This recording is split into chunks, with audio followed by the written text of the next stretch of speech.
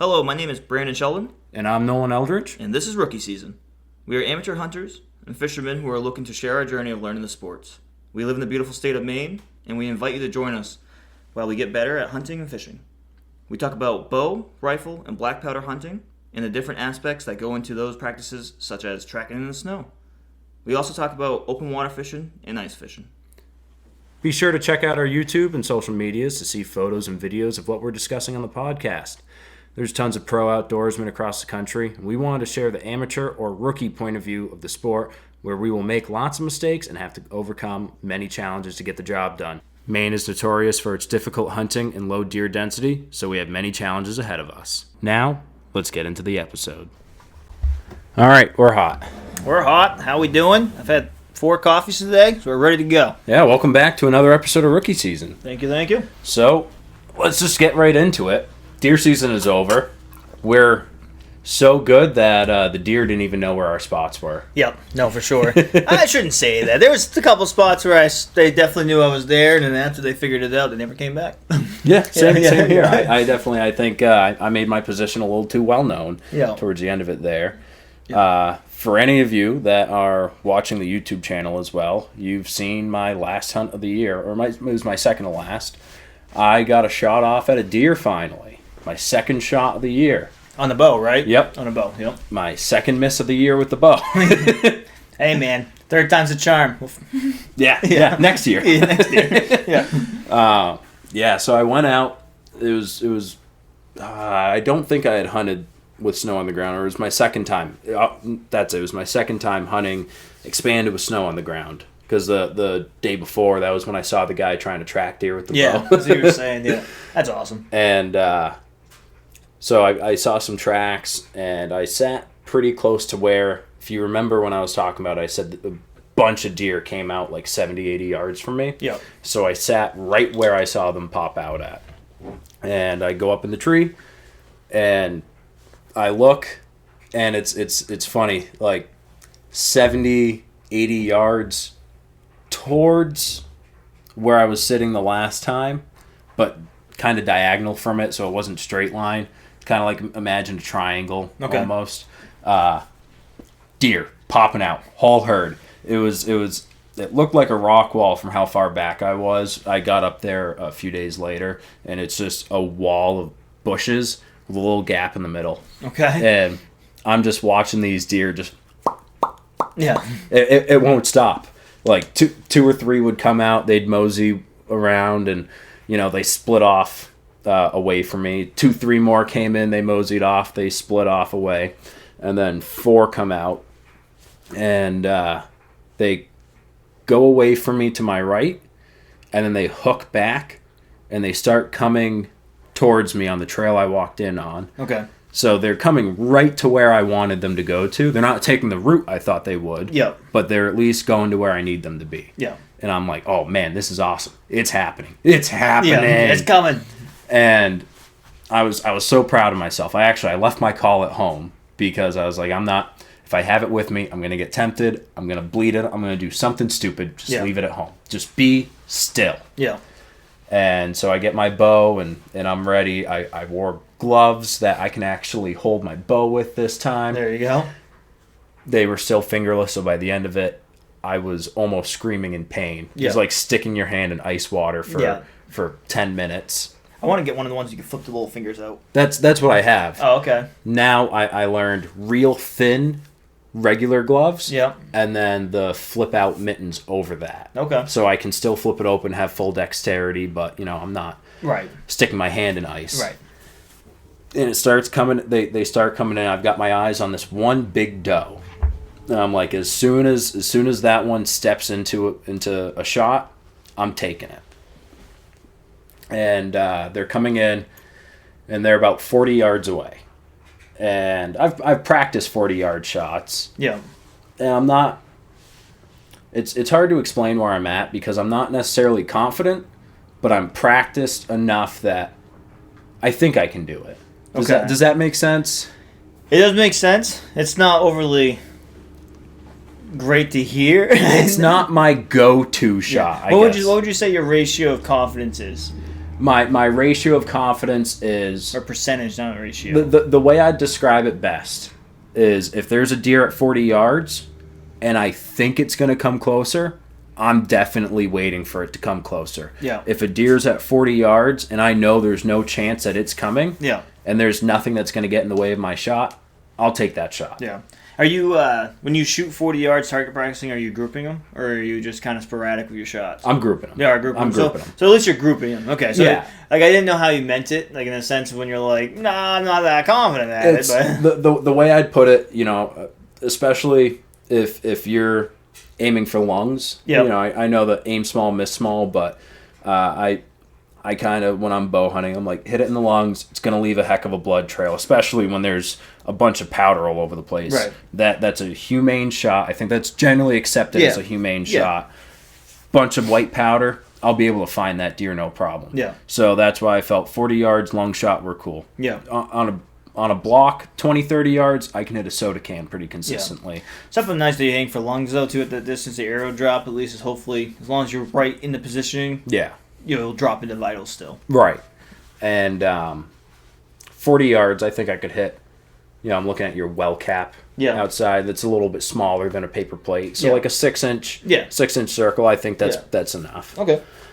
So it's at 40 yards, and I'll have to kind of, I don't want to say thread the needle, but there's a gap in branches about 20 inches big that I'll have to shoot through to make that shot. Yeah. So I'm like, I'm gonna wait for a clean shot. It's coming right towards me. It's just stopping to graze, and there's still 20 minutes of light left. I'm good. Yeah. And then every deer there. Actually, I'm gonna rewind for a minute. Okay. Because this was just hilarious to me when it happened. I talk about in the videos. I want to make noise walking in. I want to sound like someone walk because there's all these walking trails. Okay. So I just want to not be suspicious and walk normal. Yeah, no, I like that concept for sure. Because they're used to it, so it shouldn't bother them. Yeah. And as I'm trying to be as still as possible and silent, I hear a ticking noise, and then I hear like a poof, poof, poof, poof, poof. I'm like, what the heck? Yeah. And it's somebody on a mountain bike going by, and it was hilarious because like including the deer, all of us stop, pick our heads up, and look and watch this dude. He had no clue any of us were there. That's awesome. They just he goes by playing his music on his mountain bike. Yeah. He disappears. The deer go back to grazing, and I go back to. It was almost like if you've ever seen the movie Grown Ups. Yeah. When they're in the Adirondack tears, just all of us in one movement. It was hilarious. Yeah. So at least I had that point proven they don't care about people on the trails. Yeah. But the deer locks up, and it does that like lower. It's getting ready to take off. Yeah. I don't know if it was my scent, but all of the deer was there. Was the wind blowing towards it? Did they cross your boot tracks at all? They were on my boot tracks. They were on your boot tracks. Yeah. Sorry, not to interrupt your story. Did they react to your boot tracks? Was it off trail, your boot tracks? It was on the trail. Okay. So they were coming at the trail perpendicular. Yeah. And they were hanging out right next to it, and then they get on the trail, and they were basically standing right on top of them. Yeah. And they locked up, and they kind of ducked down. They looked like they were about to take off. Yeah, no, I just didn't know. Like, let's say if the main trail and your boot tracks are 40 feet off the main trail, and they crossed those, if they were like, they got your ground scent, and they were like, hell is that? You know? Yeah. So I just thought I was asking. So I'm like, well, now or never. Yeah. So I'm like, they're about 40 yards out, draw back, let it fly. Deer doesn't duck, doesn't jump. It stays perfectly still until contact. Nice. That contact was with the tree behind it. Not nice. yeah. The arrow went right underneath the deer, 5-hole. And I decide, well, I still got to go look for blood. I'm pretty certain I missed it, but just do my due diligence. For sure. And I'm standing right where the deer was standing. And I look up at my platform, and I'm like, oh, there's no way this was 40 yards. This is like 50, 55. Oh, gosh. I was way off. Yeah. But, you know, I'm happy it was a clean miss. Yeah, no, for sure. Honestly, the biggest pain in the butt out of the whole thing is I never found the arrow. Oh, really? Yeah. I think you should have hit a tree. I could have sworn it did. I heard it, make contact with the tree. Could not find the arrow. Did you? I looked everywhere. I followed that deer's tracks. Yeah. I mean, it's snow white. Right. So, if there was any blood, yeah, it would have reflected. Yeah.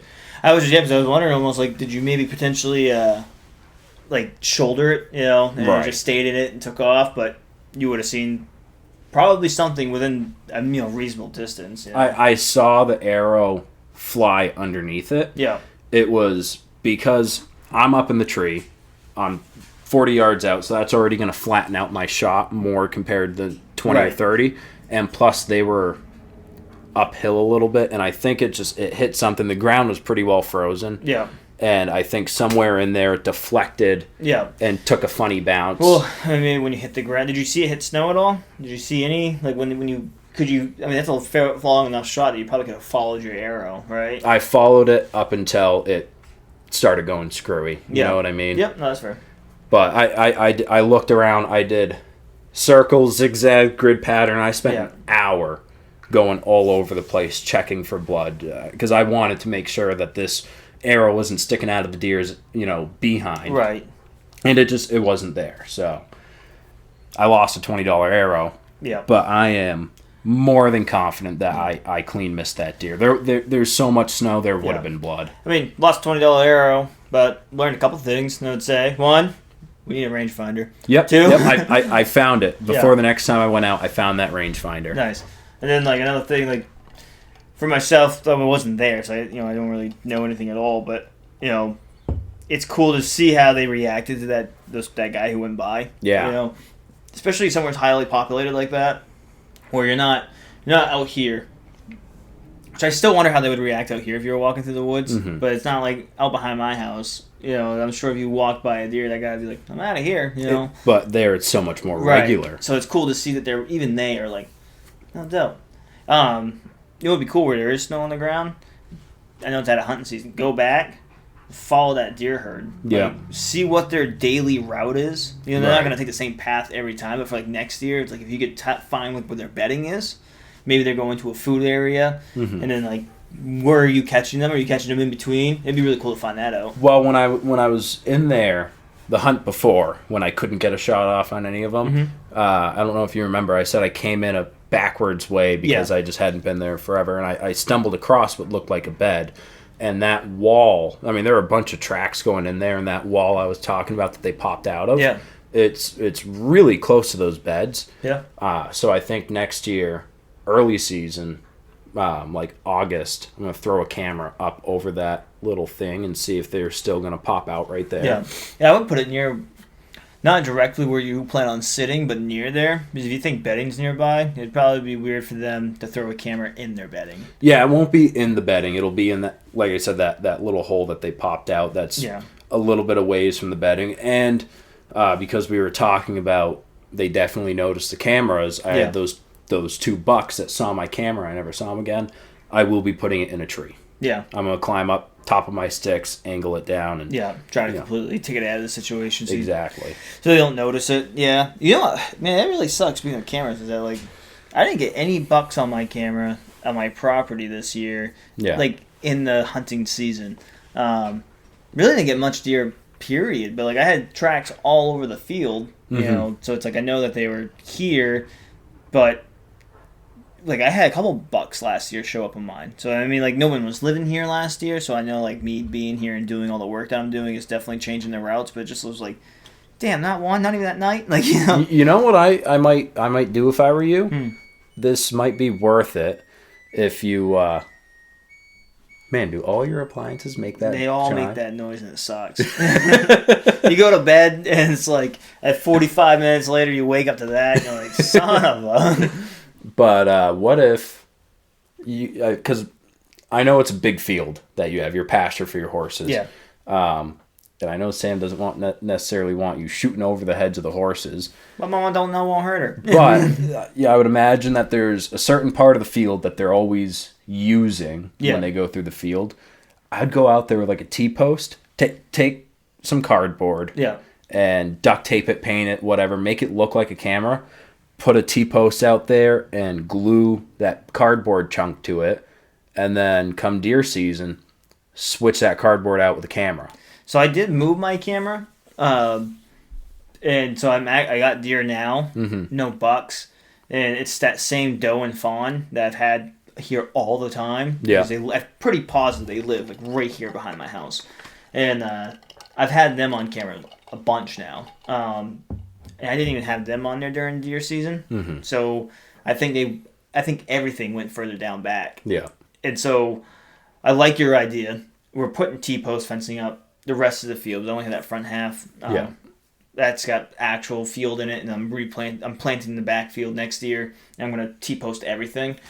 So like, they're gonna have to get accustomed to all that anyhow. Right. But what I want to do is now technically we're allowed to now, right? We can start baiting again because it's after December 15th or 16th. Yeah, I got to double check on the law, but it's not baiting; it's feeding. It is feeding. Different. Well, yeah, because like, I mean, for those of you listening, whether you're out of state or not, we can only feed up until it's like June or July. It's like June 1st. It's like a couple months away from actual hunting season. There's a gap there, and so that's why we like to do food plots, because it's not at all like baiting deer. You are legitimately putting work into it, and you're providing them just resource of food. So yes, you're bringing them in, and it's attracting them this way, but you're also giving them true food. It's not like you're giving them corn, which is horrible for them for the wintertime. Well, and the biggest thing for me about feeding in the spring is the biggest reason why I do it is to give them something to eat, so I can let my food plot grow, so that way they're not decimating it before it even takes off. I like that. I also like the concept of trying to help young fawns, or like mothers that are getting ready to give birth to fawns. You give them some like that wildlife grain feed that you can get from like Blue Seal. Like, obviously it's got some junk in there, but it is high in like certain resources, which is nice for them. Yeah. And then like a mineral block or a salt block. I would do a mineral block over a salt block, I think, just because, I mean, it's in the name. It's got minerals in it. Yeah. And when I've had one before, I've got both does and bucks that have licked it. So it's like both, genders are getting the, advantage out of it. So I had a point before we went down this rabbit hole here. It was something that you were saying a minute ago. Deer in the field. People walking by. Deer noticing cameras. Yeah. So you had those bucks notice your cameras. Yeah. And so now I move my cameras, and I think they're unaware of where it's at, because it's back at a more of an angle. It's higher. It's so it's like they haven't noticed it once yet. Yeah. And so I think that it's just weird to see how they interact. The guy riding the bike with music, and they're like, "What the hell is that?" You get out here into the woods where we're at, and they see your camera, and you're like, "You ain't seeing me again." Right. I'm out. I do think part of the issue with my camera that I had out there is, I told you this, it was a cheap camera. This is the only thing that drives me crazy about hunting in high pressure areas, because I do enjoy high pressure areas because it at least gets the deer moving. Yeah. Is that people will mess with your camera. They'll take your SD cards out. People suck. Yeah, basically. So I just threw a $30 camera out there, and it clicks a lot. It actually makes an audible shudder. Yeah. And I think they heard that. That makes sense. I don't know. I like high populated areas of hunting because it just changes the game. Yeah. It's a little bit more of a faster paced game in my mind, because it's like you got a much smaller window of an area. And it's like you're playing chess and you try this spot and that doesn't work. You try this spot. Maybe Battleship's a better reference for this. It's like you're shooting around. Yep. But you have such a small map that it's like after 5 or 6 shots, you're going to be hitting something. Eventually, And we're out here, it's like, I'm going to try this spot. I'm going to go 4 miles down that way. Or it's like, I'll come back to this spot and I can try it on this side of the swamp. And drop of water in a bucket. Right. It's just you're just guessing. Not just guessing, but you're just taking a shot at it. Yeah. That's why it's called hunting and not killing. Yep. But you definitely see more deer when you're in a higher condensed area. I will say this about the expanded zone. Man, both the hunts I saw deer, especially the second one. So many broadside shots. If I just had a rifle, I could have had 4 of them on the deck. Yeah. What's funny is that area doesn't allow crossbows. I know. Yeah. Even crossbows. I'm confident I would have made that shot with a crossbow. We may have talked about this before, and I'm not sure. What is your opinion on using crossbow? we did talk about this very, very briefly in our first intro episode. Okay. You know what? There are people that hate it. I don't see anything wrong with it. Yeah. You know, I guess I kind of understand where that specific zone doesn't want them because it is pretty tight in there. Yeah. But in terms of using it during normal archery season, there's still an aspect of skill that I feel goes into crossbow hunting that doesn't necessarily go into rifle hunting, because you still have to know your range. You still, even though it's less, you still have to compensate for some sort of arrow, or in this case, bolt drop. Yeah. And you still have to know how to follow a blood trail. Yeah. You know, I mean, and it's a way, I feel, to make the sport less intimidating to new people. I like that last one was probably the best thing that I liked out of all that. Mm-hmm. I think a lot of things, probably all more emotional based than fact based type of deal, is I understand why that area is not wanting to do it, because I'm not sure if I'm sold on the concept that crossbows should be used in that tight of an area. Only because, like in the big woods, like you might have longer shots. You're not up close and tight and stuff like that. Where there, like you are forced into a smaller area. Yeah. I mean, obviously you have more than 100 yards you can shoot in some places, but those areas in my mind are great for because crossbows, I've heard people being able to shoot up accurately up to like 100 yards of crossbows. Yeah, I don't know how much energy is left in the bolt, but still, I've heard the same thing. Even 60 yards to 100 yards, that's a long shot, in my personal opinion. I'm not no expert bow hunter, so you might talk to someone like Ricard, and he might be like, dude, that's nothing. Maybe that's on me. Maybe I need to practice a lot more.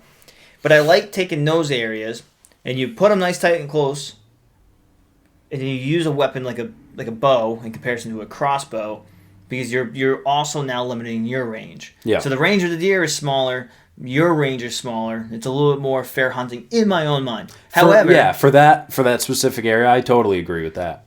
But what I could get on board with is, let's say if you don't have great eyesight.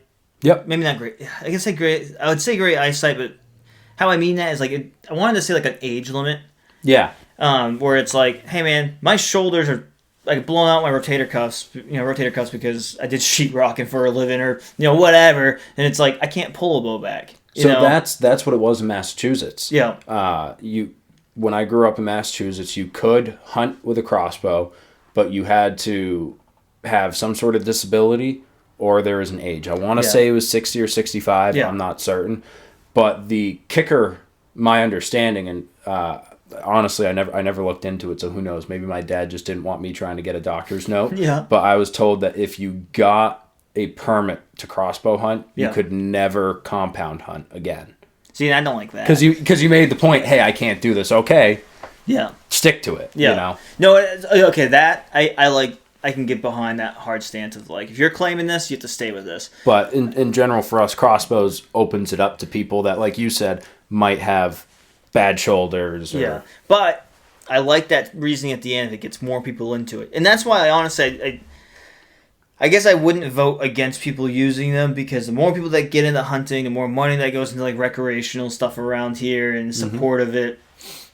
My own personal opinion, what's my opinion? Because I haven't shot a ton of deer, but like my own personal opinion is that for myself, for the challenge right now, and I'm young enough that I still can pull a bow bag. Yeah, I would like to successfully get deer with my compound, because I'm not shooting out at 60 plus yards to tag this deer. Like I have to get that much closer. I have to play that game that much better. And if I'm limiting the deer's range in theory because they live in a smaller, tighter zone, then I want to limit my range and be, mano mano. Like let's do this thing. However, I think 100, like out in the big woods, like I don't have any issue using a crossbow. Yeah. I think I just don't know why you wouldn't sometimes. I think next bow season, I'm going to use a crossbow on my property. Yeah. I'm still going to hunt expanded. Yeah. I spent all the money on the bow. I'm going to use it. Yeah, no, for sure. But I already own a crossbow, and it's kind of the same idea. I spent all the money on the crossbow. I may as well use it. The deer that the spot I brought you out to off of the point that had I'm trying to think how to call that without calling it what it is.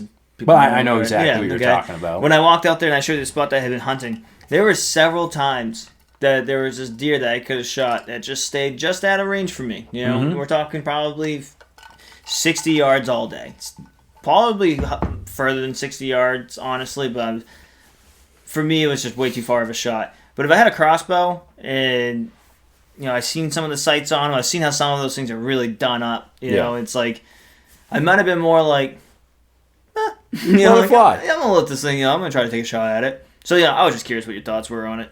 Don't think anything wrong with it, besides personal ethic opinions of things. But it's also like, you get some people who are like, I'll never shoot, maybe. You get other people like, man, I just want some meat in the fridge, I think as this is going to ruffle some feathers. This is really going to ruffle some feathers. I'm good at doing that, so let's hear it. I would rather see somebody bow hunt with a crossbow than see somebody rifle hunt with a 6.5 Creedmoor. That's absolutely going to make some people fight. Because, with the 6.5, you're going to hear it all day. If anybody's going to get mad and they're going to comment on it, I know exactly what they're going to say. Shot placement, right? You have to have good shot placement, and it's on you if you can't make that shot. You can kill a 200-pound buck with a 243. I mean, that's what Donovan used, right? Yep. He used a 243. Yeah. I totally agree. I know, and you're gonna get this comment too. Shot placement. You can kill a deer with a 22. You totally can. Doesn't mean you should. I've heard from. What's your reasoning? Besides, what is your reasoning? So the issue with the 6.5, and my understanding of the 6.5 Creedmoor, not the Grendel, is they move. They do shoot fast and they do shoot flat, but it's like punching a piece of paper with a pencil. It just bink right through. Okay. So the deer's definitely gonna die. But it doesn't have that cavitation. The bullet doesn't deform like you get out of a 308 or 270. And so that's why these deer run so much. You talk to, it was an interview. I can't remember where the heck I saw it, so I know this isn't great being able to list my sources. Yeah, where's your facts, huh? Yeah. But it was dog tracking companies, people who recover game with dogs. Okay. They always ask, what'd you shoot it with? Yeah. And they said that the most of the deer that they're tracking for people are shot with 6.5 Creedmoor. No doubt. Yeah. So that's and I get that we do things like we bow hunt to challenge ourselves, but now there's a certain aspect to it of where it gets a little ridiculous of, are you challenging yourself or are you just possibly doing damage that doesn't need to be done? Yeah. If you shoot a deer and you can't find it. I don't have enough of a dog in a fight. I haven't studied it enough. I haven't done anything to really have a statement. I never even shot one. Yeah. So it's like, don't know. But I was only just someone at work that uses one. Yep. And so it's like, and they've shot plenty of deer. I don't know how many deer they shot with that, if any at all. I think they shot their moose with that, didn't they? They sure did. Yeah. But the comment that I got told, I don't mean a dog on the guy, because here's the thing. I watched the video. He made a good shot. I saw the pictures. He made a clean shot. Oh yeah. But the thing got back up, and how long have we got? So go ahead, make a point, and I was just gonna vouch for him or something. The comment that he made was his second shooter had a big gun, a bigger caliber. Yeah. And he said, I wanted him to have that bigger caliber to back up my 6.5. Whereas I went out on my moose hunt with my 308, and I was confident that thing, if I get a vital hit, it's not going far. Yeah. I didn't feel like I needed a bigger gun. So I feel like that answers it right there, that you yourself are bringing a gun that you feel like you need somebody backing you up with a 30-06. Now, if he did say that, then I see your statement. I understand what you're saying right now. And it is a hard argument. If that's what he was saying, if he was saying it in the sense of I don't want this thing running, freaking 400 yards from me. Mm-hmm.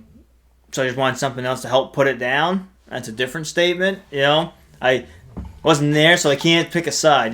He did have beautiful shot placement. I mean, he smoked that thing dead center of the heart. Yeah, I mean, it was amazing. I want to make that crystal clear. He made a beautiful, beautiful shot. Yeah. And so what my argument was going to be, because you're it got back up, was purely adrenaline too. If you think about it, it's going to get back up. But I'm curious how far he would have gone. So exactly. Then, that runs into the argument about the tracking of the blood situation. It's I've hunted with some people when they take shots. I'm like, what the heck are you doing? You know, like I just wasn't a fan of it type of deal. Where it's like you were just blasting, like you didn't really have a great sight on anything. Yeah. You know, and they're like, well, you wound it, you find it. It's like, well, no, I don't like that. But that's the other big issue because it doesn't have that cavitation and that wound channel that a bigger caliber has. It's not much of a blood trail either because it's just that pencil hole. You don't get the big exit wound. Yeah, no, and so it's like definitely understand that. When I shot that deer with my 270, now that I think about it, it didn't have a big exit wound either. It was probably only like, I'd say it was the size of a quarter now that I think about it. I've seen them go both ways, and I am aware that an aspect of this is the ammo that you use and where on the deer you hit it. Because I changed bullets with my 308, and I shot a deer with it, and it poked right through. Yeah. I also didn't hit a single bone in the body. Yeah. Now you say that, I mean, I hit rib, but that was it. Yeah. I was also pretty close. I was only like, I bet you I was all of like 70 yards from that deer. Yeah. And when I shot it, and I had the upper advantage, and like it was just, that was like I blew both the atriums off the top of the heart. Like they were just gone. And it was just like, that deer wasn't going anywhere anyways. Yeah. But now that I think about it, I didn't have a massive hole in that. This would be one, so Bailey comes on, the other Bailey, not the care. Big Bailey, little Bailey. Yeah, Big Bailey comes on and talk about guns. It'd be awesome just to rattle his brain about this specifically if he was interested in doing that, and then we could. I mean, little Bailey's good with guns too, so I guess we could really ask him too. Either or. I mean, I will say, no doubt, 6.5 will kill a deer. Yeah, it will. Yeah, I'm not saying that it won't. I'm just saying I think there's better options. Yeah. Another argument I hear all the time is you destroy less meat. Yeah. I'm willing to sacrifice a front shoulder to, in turn, recover an entire deer. Yeah. And that's also a good argument. I can get that too. Like I said, I had no skin in the game, so I don't know where I would stand on it. I'd have to look into it some more to really make an opinion, on it. But I get it. I get what you're saying. I get what they're saying. I guess it's up to you. I don't know. Preference. It is preference. It's all preference. Yeah. I still think 6.5 is a fad. Yeah. I think it's on its way down now. Now that there's so many years of people having these experiences with these calibers, it's on its way down. And at the end of the day, there's a handful of bullets that no matter what hunting store you can go to, you can find, and it's going to be 270. It's going to be 308, and it's going to be 30-06. Yeah. And there's a reason for it. It's true. It works. I can get behind what you're saying. There is a reason for it. I was listening to you. I had something in my head that I wanted to say, and I was listening, and because I was listening so well, I forgot it. Yeah. Oh man, it had something to do. Well, here's one for you while you try to remember. Yeah, it. no, go for it. Another new caliber. What? No way. Yeah. No, I figured it out. Oh, okay. Okay. AR-15. Yep. Would you hunt with that? What's it chambered in?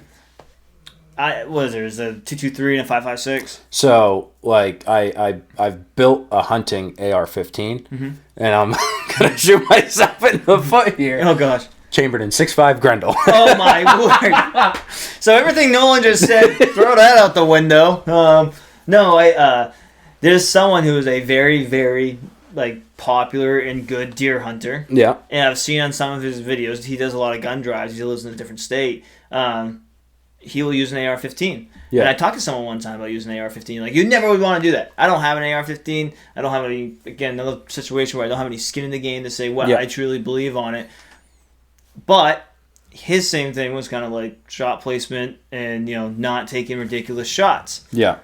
So I just didn't know, if you would hunt with an AR-15 and then argue that with the 6.5 Creedmoor. So I know the bigger, two very different style, guns, but and also, around to cut you off, the View says that if you use an AR-15, there's nothing left to eat of the deer. So you probably don't even want to do that. I've heard that argument so many times, and I don't even know if I should get into it. It was a conversation that I had with somebody, and they said that with their experience, there's no point in hunting with an AR-15 because, like what you said, there's nothing left.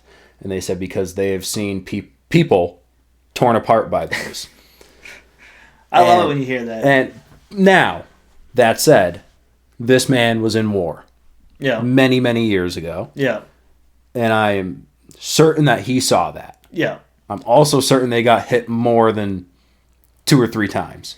More than 2 and 3 times? When you say many years ago, what era of war? Vietnam. Okay. With an M16. So those were all, at a minimum, 3-round burst. Well, so that's what I was about to say. Is like, not to be that guy, but we're talking different era guns and everything else. Like, I know what he's saying.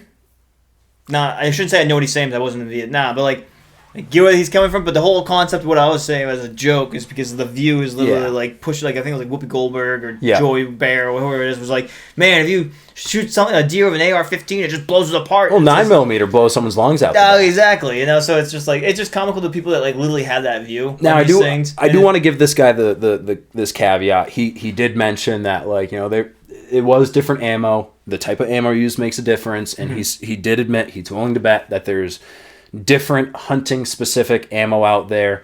I just dropped the conversation because from there I can't argue with anything. He's just staring off in the distance of hearing choppers. He's a wicked nice dude. He's a hunter himself, and so I didn't want to. I can't argue something that he saw in person. Well, you got to pick your battles. Yeah, pick your battles.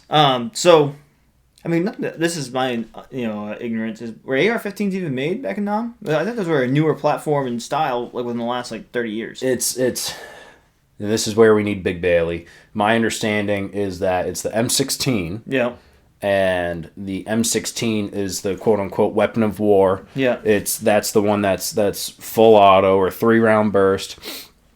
And then it got domesticated into the AR-15, which is what's more available, but they're closely related and basically the same gun, function almost the same way. Yeah, that's fair. This would be nice, we're not saying that Big Bailey is an expert on this stuff, but he's a very knowledgeable person on all of this. Yeah. I am not, so I'll own up to that. A lot of these things that you hear from me, Google it. But no, that's wild to hear because I don't know enough about those guns. I see his argument, especially if it's that true M16 platform. I'm sure they saw some things over there.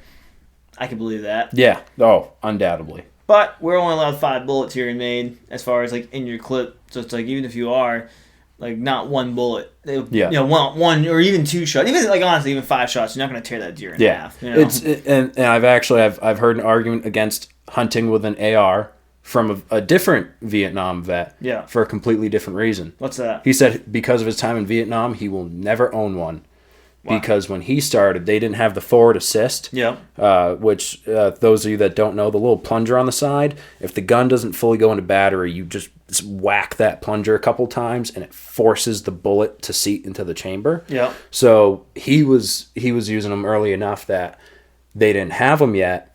Guns were jamming in the jungle, and he was watching people die because their guns were jamming. So he will never own an AR-15. Yeah.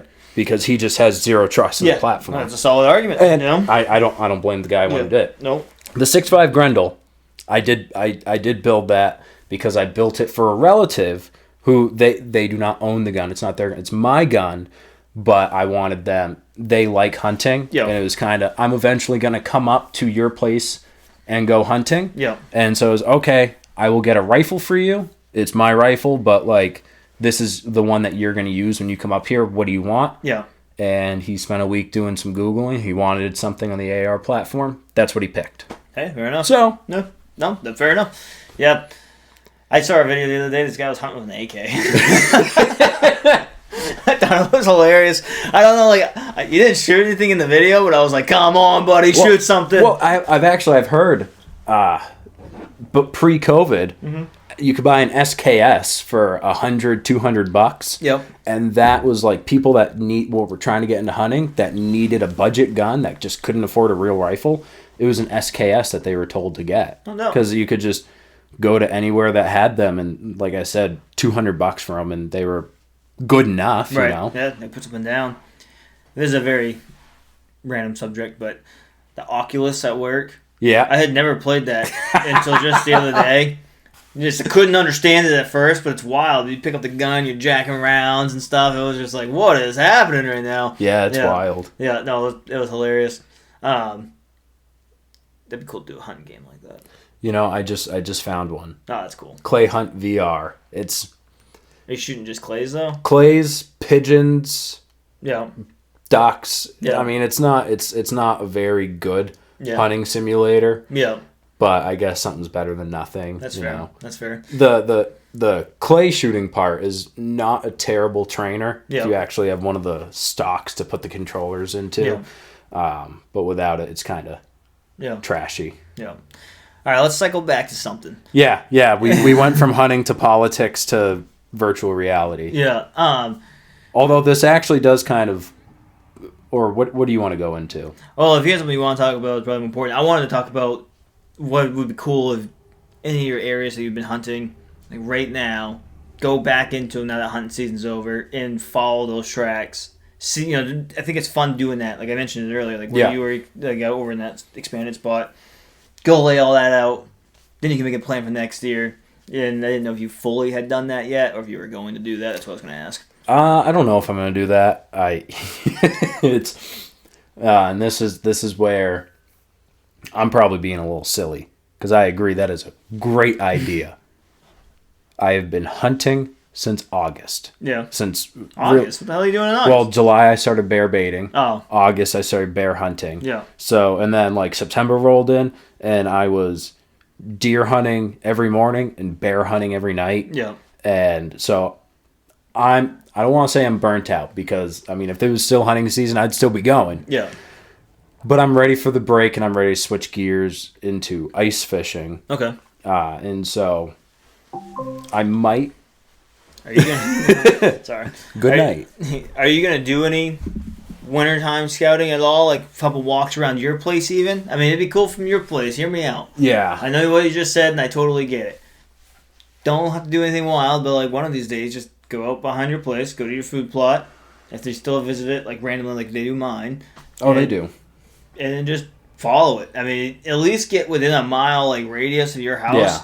Figure out like, okay, there's a beat down trail. Because I mean, this is the closest you're gonna get to hunting season and know exactly what they were.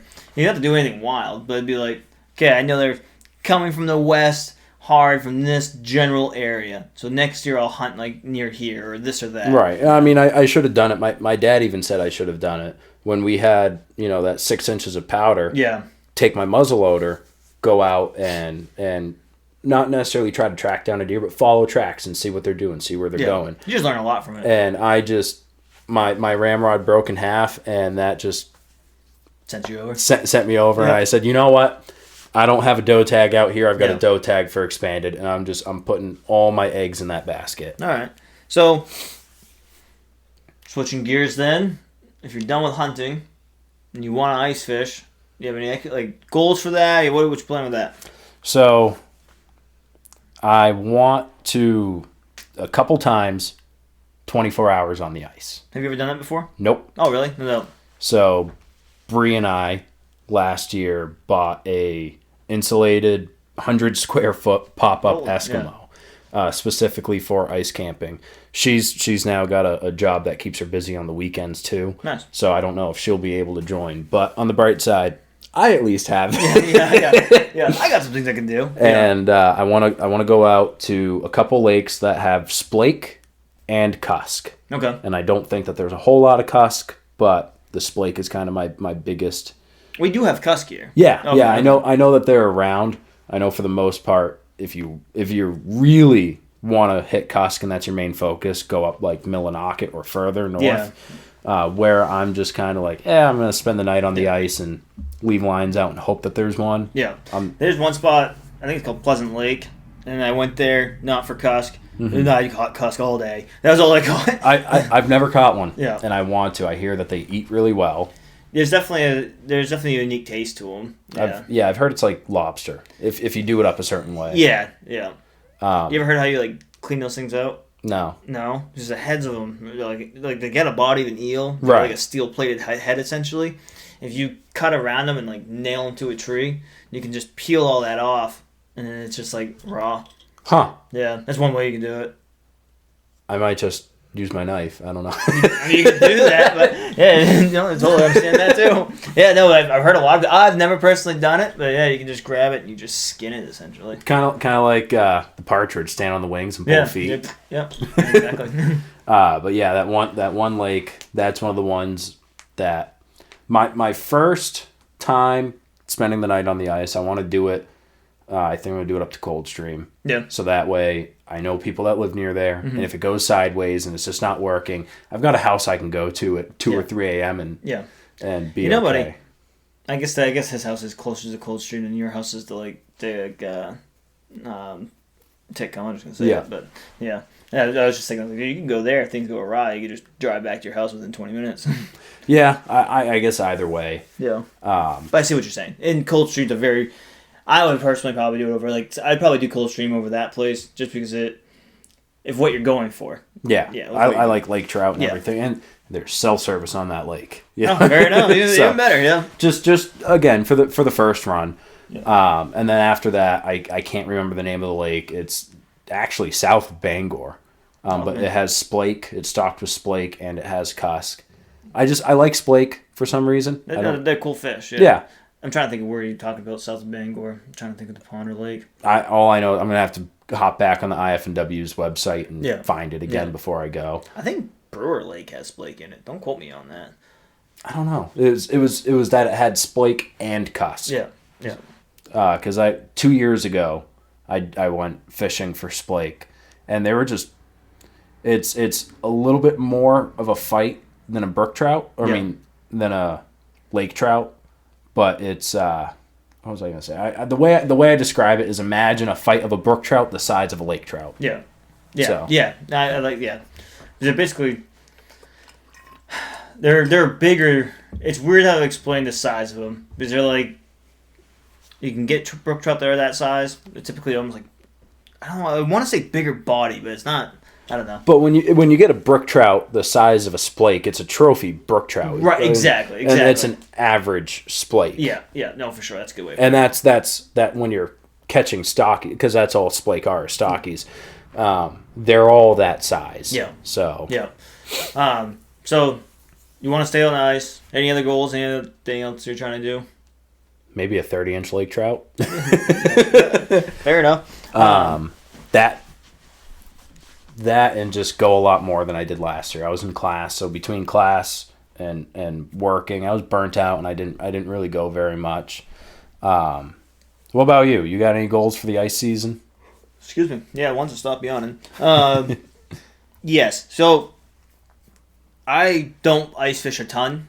I like fishing. Yeah. Typically do open water fishing. As you and I were talking about earlier, I don't have the best setup to just go get out on the ice real quick. Yeah. So like the labor process for me to get out to go fishing, sometimes like by the end of it, I'm like, well, I'm over this, but I love ice fishing. I've done a ton of ice fishing. So goals would be, I want to get one of those, I think it's called a K-bar for the ice, like the drill bit. Oh, yeah, not the K-bar. That's a knife. What is a K-bar? K-drill. K-drill, okay. Yeah.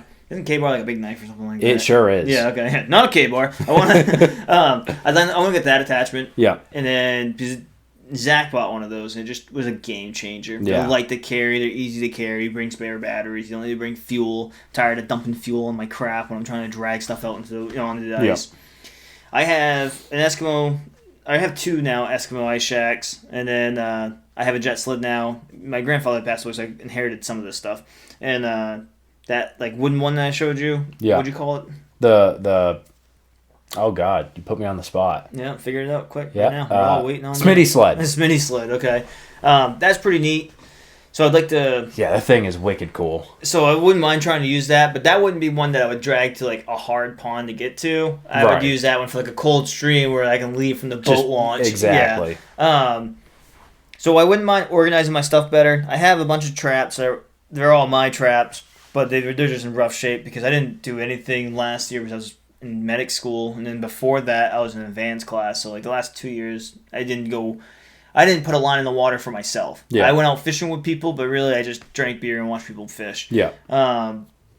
So I would like to get set up so that if I want to go to a pond I can reasonably get to, that I can get set up within like an hour or so and get my lines in. And it's not, I have a hand auger right now. I want to get rid of that. The lazy side of me is just like, go fishing. No, you do it once. Yeah. You were baptized. Yeah. Good job. Get a real one. I just go to these lakes and it'd be like 5 trap limit and it's just like 2 of us. And it's like, not to sound like a bitch. Yeah, But just to say it, like, it doesn't sound like a wimp. It's just like, it just sucked after a while. Yeah. Like, I'm over this. I mean, I had a hand auger the first year I ever went ice fishing. I bought a hand auger, and I was fishing. It was a wicked winter. It was awesome. I was ice fishing before Christmas. No, that's awesome. The first time I went, it was before I was in college. It was before we went on Thanksgiving break. We were fishing on like 4 inches of ice. Well, it's like we just had a couple inches of ice and we lost it to that storm. Like, really, you could have gone out in some places. It stayed all through December as well. We didn't have a warm-up. Yeah. So I was ice fishing consistently in December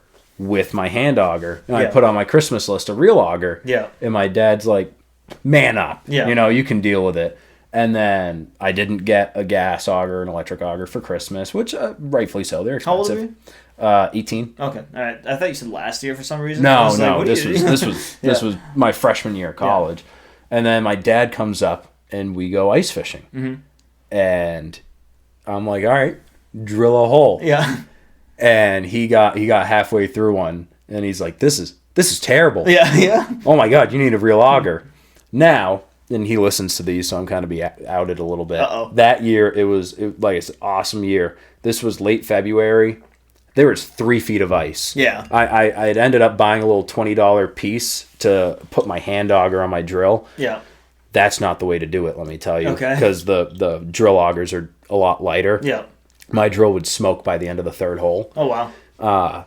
But it was so deep that I would take the auger, I'd go down until the drill was on the ice, detach it, and then put the handle on to finish out the last 6 inches of ice. I just never owned up that it's never normally like that. Yeah. But. Yeah. Now you know. But still 8 to 12 inches of ice. It's not fun. No. It takes a lot of the fun out. No. So I'd like to get a little bit better setup for drilling. I really don't. Honestly, I just want to get the ones for my drill. I say drilling, but you know what I mean. Because I don't want to deal with propane. I don't want to deal with mixed fuel. Like, the less I can bring, the better. Keep my stuff light, so I'm not trying to drag a bunch of weight in somewhere. Because some of the places I like to go, you have to work to get there, and that's one of the reasons why I like to go there. I don't know. I've caught lake trout, I've caught brook trout, I've caught salmon. I think I want to start trying to. I'd like to just. I so badly. Brook trout are my favorite fish to go for, and I would really like to get a wall mount brookie at some point.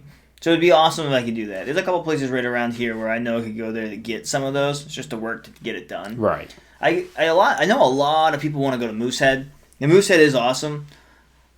I've just never been sold on traveling.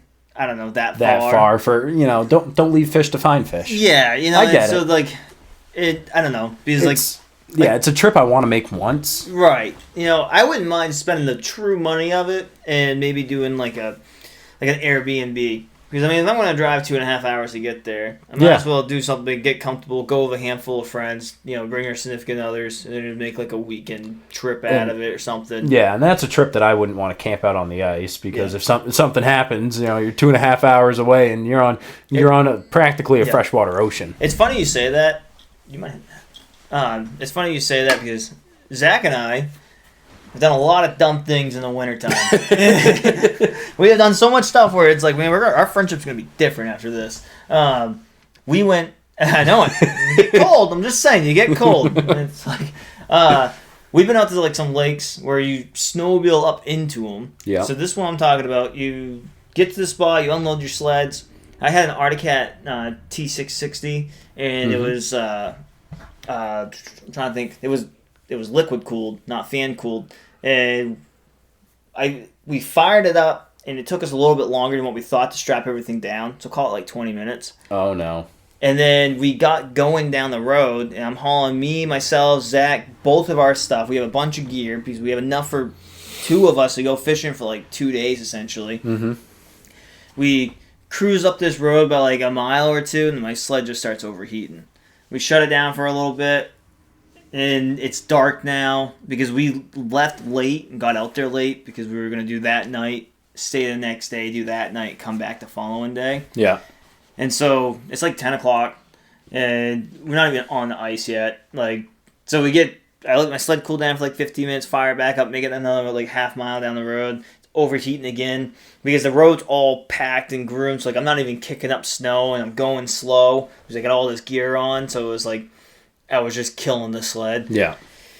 And so we were roughly near the water, so we just parked the sled where it was at, and then we dragged our stuff a couple 100 yards and just got onto this body of water just to be like, all right, we're gonna fish this. Couldn't see, it's pitch black. We have headsets. We set up our camping site in the middle of the night. Instead of setting up 2 tents and everything, we're like, well, we're just going to sleep in one. We had the buddy heaters going. And it was like, I want to say it was like only like 2 degrees that night. And the condensation was building in the tent. And so then it was raining within the tent because it was just building up. So we're trying to sleep. I'm getting soaked. So now I take my blanket off and my blanket's getting wet. So now I'm just wet. And it's colder than hell out. So we're like, screw it. Start drilling holes in the tent. So we were trying to ice fish. We were like, screw it, we'll just ice fish in the tent, you know? And we had bells set up on them. So like if we fell asleep, yeah, because you're supposed to tend your traps, is at least if it went off, you had a bell going. Right. And it didn't catch anything. Next morning rolls around, we survived. You know, and it was like, that's not how I want to do that again. You know. Right. However, there's supposed to be salmon right in the spot that we're at. And we drill some holes. It's the next day. It's nice and sunny out. And the freaking flag flies up. And I don't remember who's... It was Zach's turn. So what we do... Zach and I do things a little bit different when we kind of ice fish. Yeah. Is... There was enough times that we went out where it's like, these are your 5 traps, these are my 5 traps. And I watched him catch fish all day or he watched me catch fish all day. Right. So what we've done now is that, hey, when we go out, we have 10 traps. Whoever drove there gets the first flag. The next flag is mine. The next flag is yours. Next flag... Oh, okay. Because that way it's like... I hate when you are like fishing, you know, and obviously it's fishing, not catching, but it's like you watch all your friends slay fish all day and you have no chance, or you haven't gotten a fish because it's just the luck of the day. Yeah, I know what you mean. That's a crappy day. Yeah, but it's like, all right, man, you've caught 5, you've got 4, you've got, you know, even 3. Like I've had none. It's 4 o'clock in the afternoon. Would someone just throw me a bone? You know, it's like, and so Zach and I mean, it's not favored by a lot of people, I've learned, and I understand it, but it's like, if we go out together collectively, we make this mission to go out, get on the water, to fish all day. Yep. Whoever drove first just gets the first flag. Yeah. You know, and it's just something that we... No, I could buy into that. Yeah, and so it was first flag. Zach went over and got it, and it is heavy. Like, it's a big fish. Like, and it's like, it was deep. I think we're in like 40 feet of water, and it was right on the shelf. It dropped down to like 80 right there, and it's like 30, 40 yards back. It's like 20 feet deep, you know, so it's like that nice shelf. We're right on the edge of it, and this thing is just hauling his line. I think he had like 300 yards on it. Yeah. And so he's fighting with it, and it's been like 35 minutes, and we still haven't gotten it up because it's so heavy that when it starts pulling, you have to like kind of like let go or like hold tension because otherwise you're going to lose the fish. So it got to the point where he's like, dude, you fight this thing, you know? And so like now I'm pulling on it, and it's like this thing is heavy. We're in 40 feet of water. About an hour goes by, we pull this thing out. It is a 2.5 foot long pickerel. Like you could, you could have stuffed your fist down its throat. I have a picture of it. Zach's probably 5'7", 5'8". Yeah. He's holding it up to his waist. The head of the fish is at his waist, and the tail, no joke, is touching the ground. I mean, is that just a pike at that point? I don't know. It could have been, I guess. I bet if we find the picture and look at it, because it was so long ago, it might have been a pike. But there's supposedly no pike in there. There's pickerel in there, but it's like we're in 40 feet of water. Yeah. Like why? What the heck is a pickerel or a pike or any of them doing it right there? But the thing was massive. I just remember, like, we had the picture of it. Like, you couldn't touch your fingers when you grabbed it by the sides. Wow. Like, it was... I bet you that thing had to be like a 6-pound pickerel. The thing was huge. Like, biggest pickerel of my life. But it was funny. It was like, all right, so we worked a bunch to get out here. Mm-hmm. We froze all night. We're soaked. Caught a pickerel. Nice. That was worth it. Yeah, I'd be willing to play that game with you, the every other. Yeah. Except I do have one caveat. I put out 4 traps and I jig. That's fun. I'm not giving up my jig rod. I did all the work. Yeah, no, we do the same thing. No, 100%. We do the same thing. It was just so many times that we'd go out and it was just like you're watching other people slay fish and it's like this is a group effort to be fun for everybody. Now, a game that I'd be interested to play with you. Yeah. We played in college. Now, granted, I'm a little older now. Granted, you're older than me. Yeah. So I don't know if this is a smart idea. The most fun time to play this. I'm not even 30, dude. I don't know what you're getting at right Yeah, now. but you're bald. That ages you right there by like 15 years. So we did this mostly when it was glare ice, no snow, because this was when it was most fun to do it. No holds barred. Whoever got to the flag first got it. That's so awesome. I mean, we're sticking legs out, we're pulling at collars. Yeah. It was everything short of actually throwing hands to try to slow your buddies down to get to that track first. That was a lot of fun. Yeah. We would always come back to the dorms battered and bruised. Oh, I after bet. that. No, I mean, you're basically just fighting on the ice. That's exactly what it was. My plan was always I stayed back a little bit, and I was usually like 3 or 4 of us. I let everybody get tangled up fighting, and then sneak around them. So by the time they stood up, I was already halfway to it. What's your favorite fish to ice fish for? Lake trout. Lake trout? Jigging for lake trout. Because it's just, when you have a flasher, and it'll be even better if I get like a Garmin Striker, but just watching them come up off the bottom and then playing that, I don't know how to describe it other than peekaboo. And then like the finisher, when you can't get them to bite, is you jig it up real fast and then drop it down to the bottom. Yeah. And watching the line of the fish and the line of the lure come together on the flasher. Yeah. And you don't see that lure drop past it. And you know what happened. Yeah. And then it's just, it's that, oh, I got you now. Yeah. And then that slow reel, that line gets a little tight, and then just send the tip through the shack. It's just when I finally, because I spent, this is going to sound stupid, I spent 2 years trying to learn how to ice jig for fish, ice fishing, because it's so different than salt water. Salt water, you drop it down to the bottom and you just jig. That's it. There's no tactics to it. Figuring out how to get it with lake trout, now that I've got it, it's just so satisfying. No, that's cool. See, I just really like brookies. I've always been, obsessed isn't the right word, but I've always just been obsessed with brookies and compared to everything else. Because I think all the hiking I do in the woods will bring me to streams that I like to fish, which has brook trout. I like the colors of them. I like the way they fight. I like the way that they taste well. I don't know. I've always just been obsessed with brookies. Did brookies challenge you a lot when you first started fishing? Or I mean, I know you go to some remote places and it's a challenge to get out there. Yeah, I've for me, something that was a challenge that I figured out, that is what I get obsessed with, and that's why I'm so obsessed with jigging for lake trout. For me, I think it's the I don't want to say trophy, but they're not a trophy fish. I guess kind of they're game fish. They can be a trophy fish. I think what I like about them is just they're just. I don't know. They're just Maine. They're beautiful. There's certainly something special. It's the aura, maybe, about catching a native brook trout in Maine, especially because barely any other states have native brook trout, and there's a handful of other states that have a good brook trout fishery, but they're actually invasive over there. Yeah. I think honestly, too, it's like I have the hardest time catching salmon. I've had my hardest time catching salmon, but I've never been.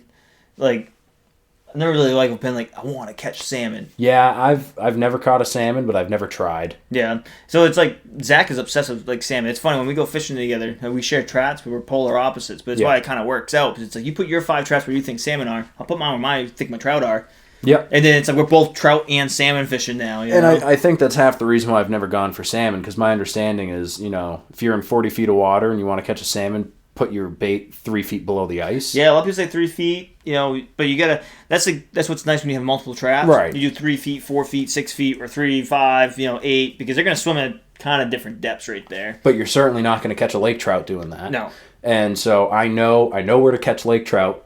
Yeah. I'm not certain on where to catch salmon. Yeah. And every time I would usually there's salmon in this lake, so I'll set one trap a handful of feet below the ice. Yeah. And it's never gone off, and so now I'm just like, why am I wasting the line? Yeah. Lake trout. Yeah. No, I can see that. I think, too, this is the little kid in me. I was telling you earlier, actually, you mentioned jigging. Mm-hmm. I love looking through the ice holes to see, underneath the water. It's just, it's just crystal clear. It's awesome. I love that. And so maybe that's why, too. I like when you're ice fishing and you have the hole where you can still see through it, or you drill another hole next to it, and you can sit there and you watch. You can see fish swimming by. I just feel like I have a massive aquarium, and I'm just a little kid with my face stuck to the glass. It could be that, too. Yeah. Because I'm trying to think because you asked me about the challenge of like fishing for brookies, and it's funny because like I've talked to some people who are like I can never catch them, and it's like but you got to understand the body of water. But I've also always been I've always liked doing that. Like sometimes if I didn't be in the fire service, I think I'd go back to school to do something like wildlife biology. Yep. But I have no idea what I would do with it. Like as far as what I want to do for a job, so I can't pick and choose. But I would love to go out and like tag fish and do like lake surveying and stuff like that. Yeah. But I don't think just because I get a degree, I'm gonna be like, this is what I'm doing. I'm gonna get paid for it. Yeah. But so for me, brookies are involved in that because a lot of the water I'm around is usually cold, spring-fed water. Yeah. So I've just been always around that, so it hasn't been hard for me. Right.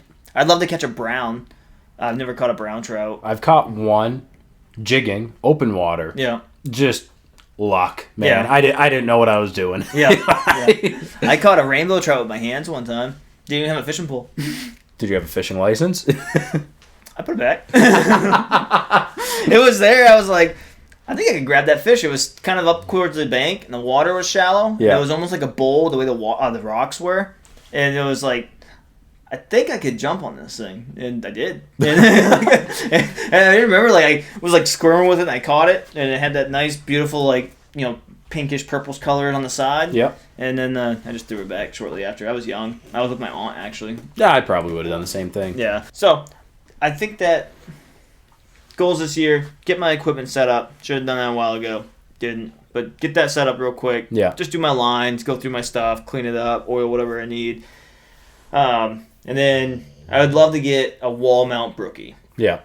I wouldn't mind just getting out in the ice a little bit more than I did. I also have never caught a pike, so I'd be interested in going over and getting a pike. I've never caught a pike either, Yeah. and I really want to, and I know the lake to do it. Yeah. If you ever want to take a road trip, it'd be like an hour and a half or 2 hour drive. Do you know where we could do that? That's only like a half hour from here. I've gone there. We need to go with Lavasser. That's the trick. I have Oh, really? both times. Oh, didn't you get sick though? One of the times, yeah.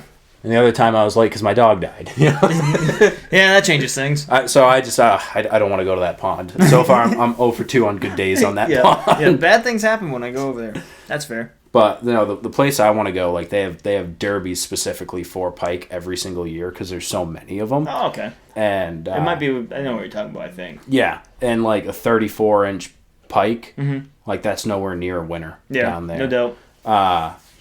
So I think it'd be cool, and plus my understanding is that pike actually eat pretty good. I don't want to eat anything out of that pond. Yeah. But the one that I'm talking about, I think is pretty clean. You know, it's actually not that bad either. A lot of people are against it. Pickerel. Yeah, I've eaten eaten one. It was good. Yeah, no, there's a lot of meat to them too. Yeah. Yeah. I think I don't know. Everyone's gonna judge every food that you eat, every fish you eat. You know, so I'm not gonna eat a cusk. No, I don't eat a cusk. Yeah, I eat eel. I can see why pickerel are unappetizing. Right. So, a slime dart. Right. And I've never held a pike, but I can only imagine it's pretty close to the same thing. Right. No, for sure. The jigging thing I was gonna say. Yeah. Talking about jigging is I remember when I drilled that hole through and you could see the trout. They were circling right there. It was so cool to just like watch through the ice and just using the line and jigging trout out. Yeah. That was a lot of fun. You talk bet. about jigging. It was just like, oh, this is like a video game. It's cool. I can imagine that'd be a lot more fun than watching lines on a flasher, and I'm so excited watching lines on a flasher. I like the flashers though. They're cool. Yeah. They're a lot of cool. They're real cool. I'd like to get an underwater camera that you could drop down. Yeah, like the aqua views. Yeah. That way it's like you can put that with, like a flasher or whatever when you're fishing. So it's like you could record it. That'd be cool. Yeah, those are gnarly. Yeah. I want one. I get a lot of fun when I watch YouTube videos on them all the time. Yep. I just fish under the ice. You know what we should do? I feel you're going to say something. I'm sorry, but I'm on a rant right now. Is my pond. Yeah. The pond is big enough that we really should get some fish and put it in there. And you can put cameras in that. It'd be cool to just watch them. No? Yeah, you got me. That'd be pretty cool. Oh, okay. That's not cool. I also think that... no, it's a terrible idea. Don't ever do that. Have you seen my pond? It's definitely gotten bigger with all the rain. Yeah, I filled it up. I bet you that thing's like 9 feet deep in some spots now. There you go. Yeah, so it's like I should be able to put some stuff in there and it'll survive. Yeah, stuff bought at like a bait shop or Exactly, something. yeah. Well, $10 fee and they can get it as a registered pond for like getting it stocked.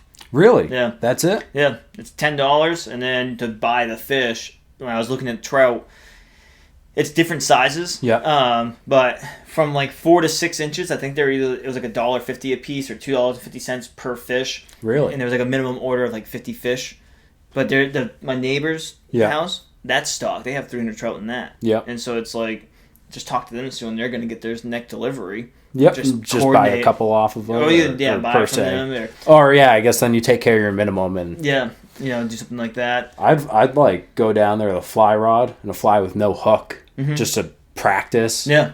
Well, I mean, if you just do a barbless one, you can just undo the hook. Yeah. That's weirdly enough, I thought about doing like, I just don't know, like, me, I'm always scheming for some reason, but like I think it'd be cool that it's like people who want to learn how to fly fish. Mm-hmm.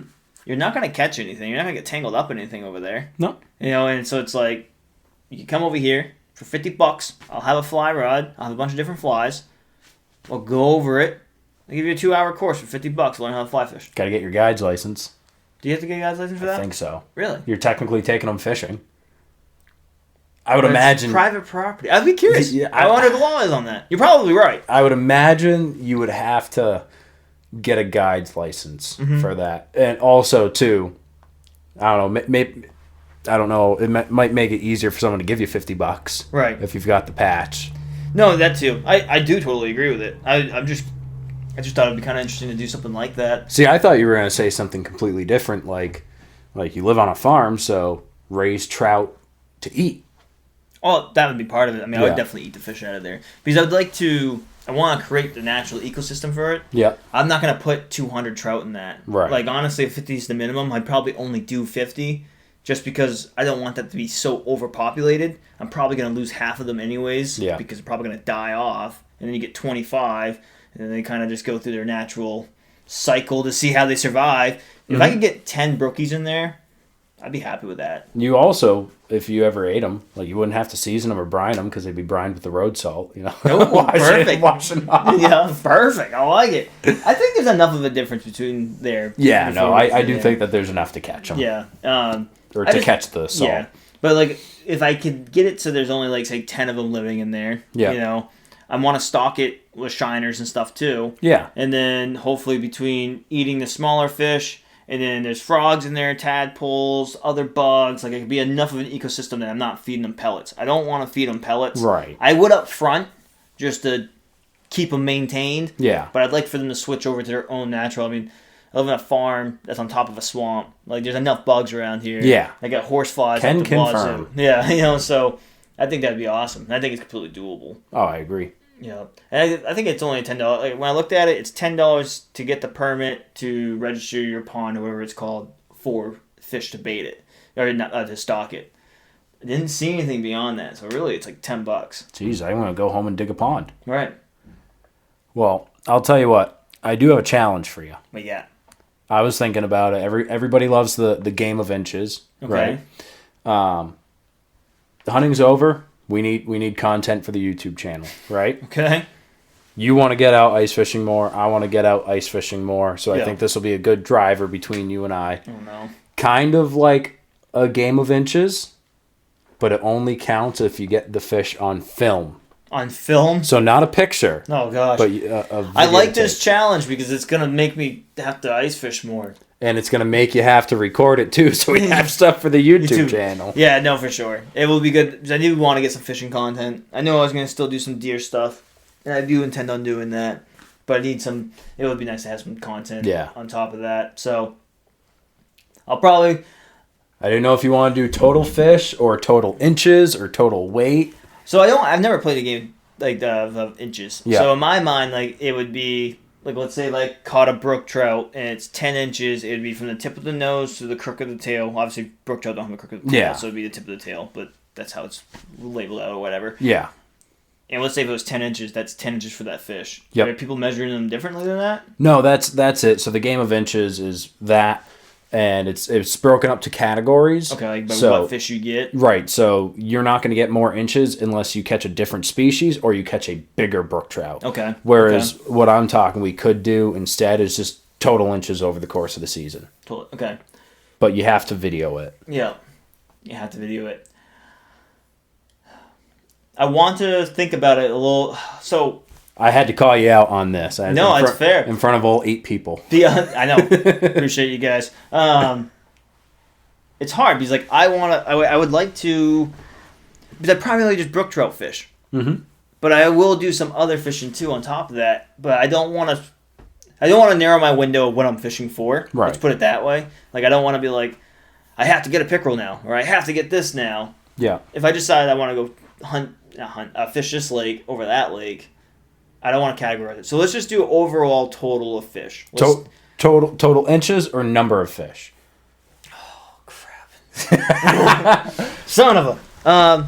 Because I could catch. Because I know I'm going to go to one place where I'm probably going to pull 60 crappie out of it, but that's only going to be a handful of inches. Well, that's the other thing too. Is like I know a place where it's like I could go catch pickerel all day. Yeah. You're talking like a 12 foot long, 12-inch pickerel. Yeah. And it's like I catch 40 of those things. Mm-hmm. Like, all right, man, I got 40 feet of fish. What do you got? You know, it's like might be easier numbers to keep track of total fish on and then film. Yeah, because if we do it on film, and I mean we can go as far as like whole battle on film or just it coming out of the ice, but you know that way it doesn't have to be absolutely asinine. You know what we should plan? What's that? This would be cool.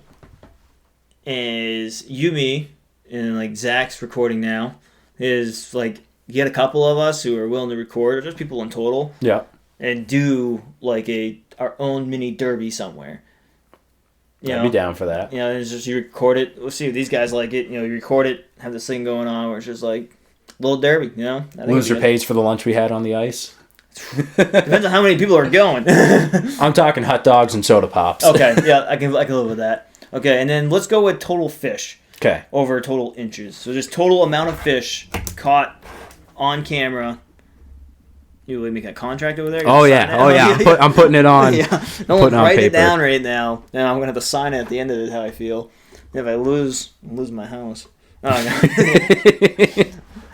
I can live with that. Total amount of fish in general caught on camera. I can live with that. We'll shake on it. Shake on it. All right. Oh man, now there's some weight on this. And then before we wrap it up, something to shoot across your bow, and anybody who listens to this, TikTok's getting banned. Oh yeah. Yeah. Yeah, no, I've heard about that. And if you want to think about it technically, TikTok is our biggest following at like almost 500 followers. Yeah. So everybody, we're going to make an Instagram account. So, well, I was going to say, what do we want to replace it? Because last night I was checking out some apps. I looked at one, ABPV. Never heard of her. I get ads for it on my Snapchat, and it's like TikTok, but without community guidelines. I'll tell you what, that was just an adult website. So I don't want to do that. So if you want to sponsor us, we're an adult website. No. We've got YouTube Reels or Shorts, Facebook Reels. Well, I slacked on the Facebook thing, and I apologize. I did everything, but I haven't finalized it. Let me finalize that. I think Instagram is comparable, from my understanding, of TikTok. Yeah. Because you're just scrolling with your thumb as you go up. You can click on an account and scroll through. Correct me if I'm wrong, 'cause I don't do the TikToks, but I think Instagram, for right now, until there's another real popular app, might be the most appropriate approach. Okay. Do you agree with that? I definitely don't disagree. Okay. The reason I like TikTok is, as soon as Instagram's the pictures, and then TikTok, as soon as you open it up, you're getting punched in the face with your For You page, and it's always people that you don't follow. Yeah. And it's real easy to get seen that way.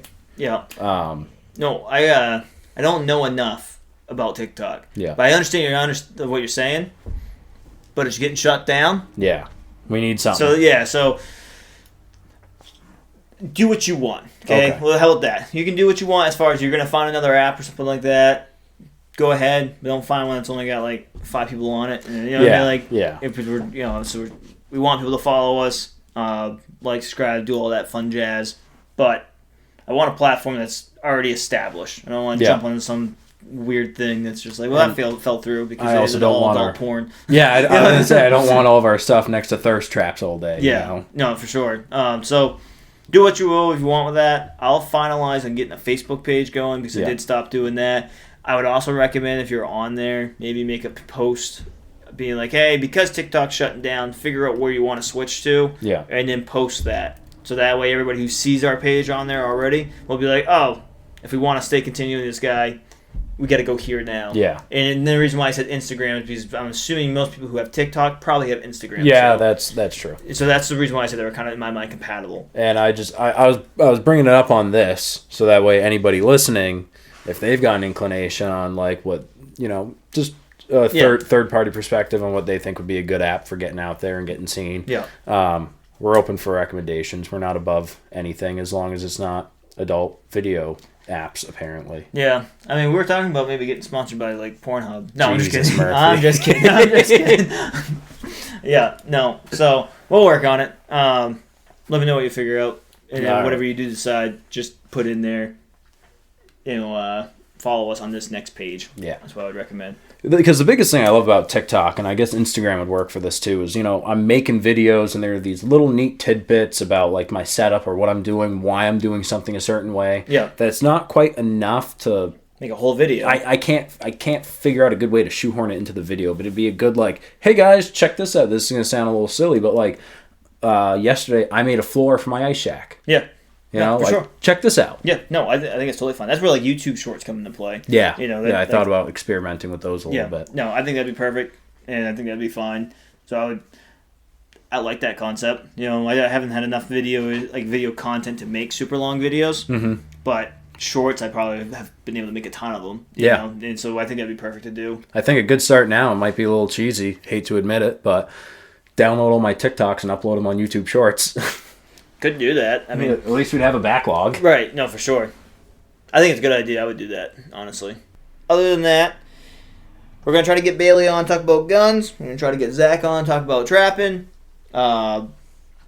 Anything you guys want, give us some traction here. Give us something that you guys want. Any comments would be great. If we talk about something that you hate, let us know. If we like it, we're still going to talk about it. I'm just kidding. But just let us know. Give us some more feedback. I know we're still very small in the game, but anything helps us, along with the whole like, subscribe, all that fun jazz. It actually does help. So we appreciate any of that. We always appreciate you guys listening. Is there anything you want to touch on before we send this off? I think when we get Big Bailey, we definitely got to bring up the 6'5" Creed more. Oh, yeah. Oh, yeah. What we should do is we should find out if Big Bailey likes them or not for hunting, and if he doesn't, we invite Little Bailey and we let them fight. Just hold the mics. Yeah. Get him. I'll be in the background. Go for the eyes. No, for sure. So, yeah, yes, yeah. I think that'd be awesome to hear what he has to say on that. So, yeah. Got anything else? That's it. Alrighty, guys. Thank you very much. As always. We'll talk to you later. Adios.